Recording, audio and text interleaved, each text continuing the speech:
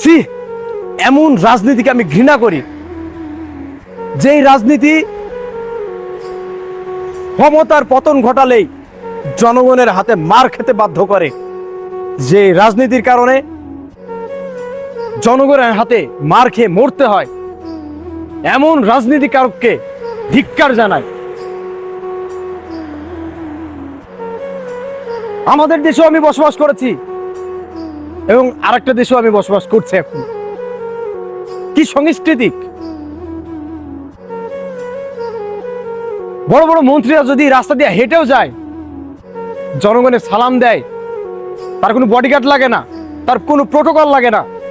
আর আমাদের দেশের রাজনীতি করতে আসে এক একজন নিজের স্বার্থের জন্য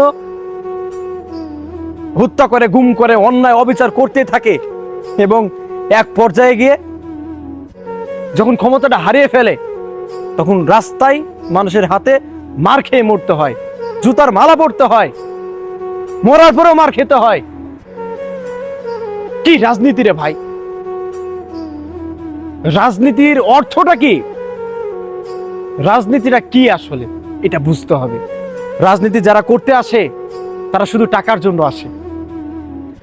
সে ভাবে না এটা আমার দেশ, এটা আমার মাটি, এটা আমার ভাই, এটা আমার বোন।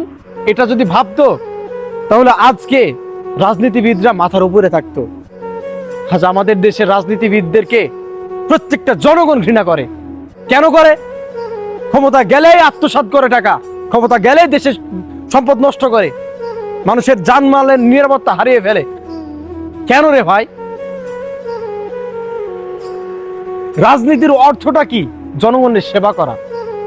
যদি পারেন জনগণের সেবা, তাহলে রাজনীতিতে আসেন। আর যদি না পারেন, তাহলে যেভাবে আছেন সেভাবে আপনি বেটার আছেন। 2 দিনের ক্ষমতা নেওয়ার জন্য লাফিয়ে লাফিয়ে আপনারা উঠে পড়ে লাগেন, আর যখন ক্ষমতা পান তখন ক্ষমতার অপব্যবহার করেন। আপনারা জনগণের সেবক হিসাবে আমরা চাই।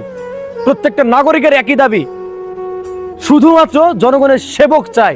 এক স্বৈরাচারী যে নেত্রী ছিল তাকে বিদায় করা হয়েছে। এইবার এই থেকে শিক্ষা নিয়ে অবশ্যই ডেফিনেটলি বাংলাদেশে রাজত্ব করবেন।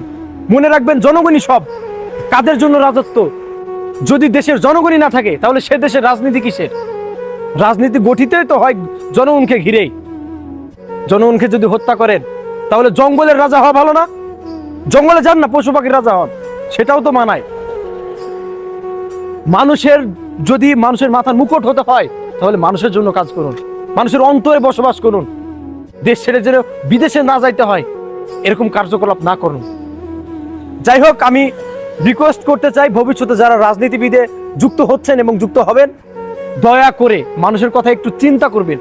একটু চিন্তা করে মানুষের সেবায় নিয়োজিত থেকে রাজনীতিবিদে আসবেন। নিজের সুবিধার জন্য রাজনীতিতে আসবেন না। এটাই প্রত্যেক জনগণের চাওয়া।